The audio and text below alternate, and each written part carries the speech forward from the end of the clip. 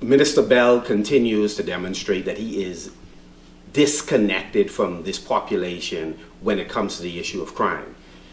The unfortunate thing that the PLP continues to demonstrate is that it does not have a sense of urgency about what is required to deal with the immediacy of the violence that exists in the country. Secondly, there seemed to be no outrage by the leadership, despite the fact that we are headed for a record high number of homicides in the country. And thirdly, the government continues to draw on statistics from other countries that have a much higher murder rate, as if this is to reduce our anxiety or make us feel comfortable about the sad state of affairs that we are experiencing in the Bahamas. And they refuse to be intellectually honest and compare the Bahamas, if they must compare, and comparing us with other jurisdictions is secondary to dealing with our present concerns, but if they must compare, they ought to compare us with countries of comparable size and a similar kind of demographic. So if they want to compare us to Barbados, who, according to Minister Bell, experienced 22 homicides last year versus the Bahamas that was well over 100. We are deeply concerned that Mr. Bell continues to occupy the position that he holds, notwithstanding his inability to speak on the same matters as the Minister of National Security, the Commissioner of Police, and the Prime Minister, to speak with the same kinds of ideas and strategies. There is a disconnect between the four principal persons responsible for the administration of justice in this country.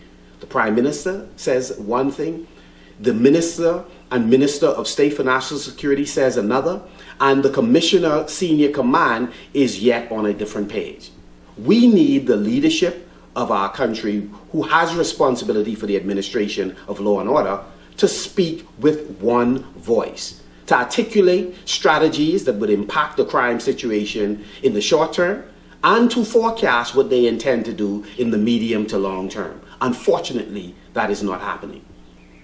The Free National Movement believes that Dr. Bernard Nottage is a talented Bahamian who has done well as an athlete, who has done well as a medical doctor and a business person, and who did well while functioning in the CDR or in the early days of the Progressive Liberal Party. But today, he is out of ideas and out of energy.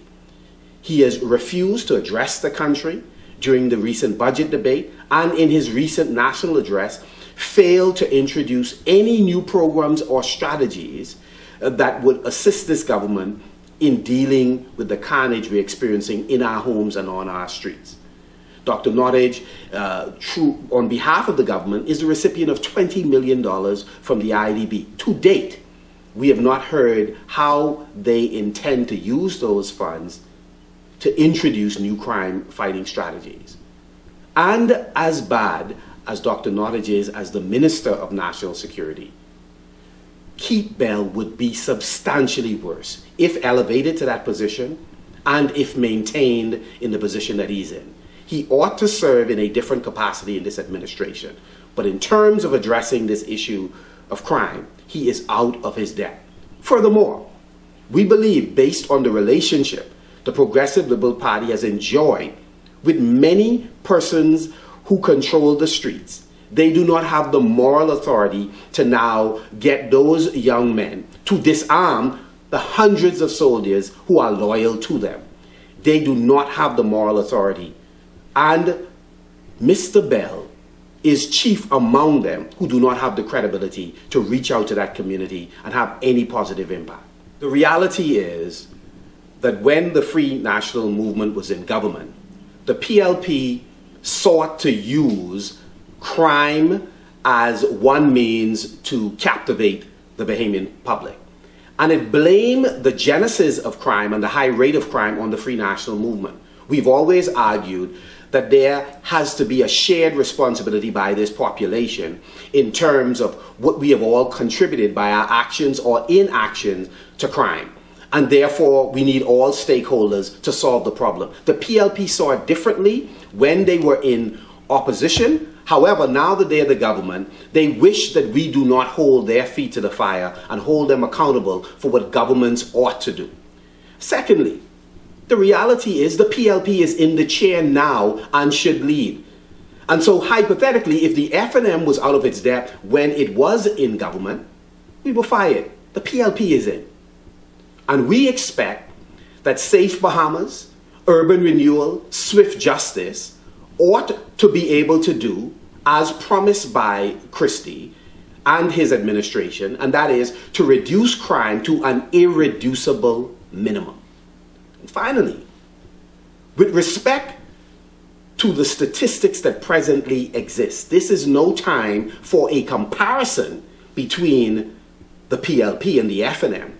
This is time for dynamic leadership to pull all stakeholders together so that we could stop the carnage that exists right now on our streets and in our homes.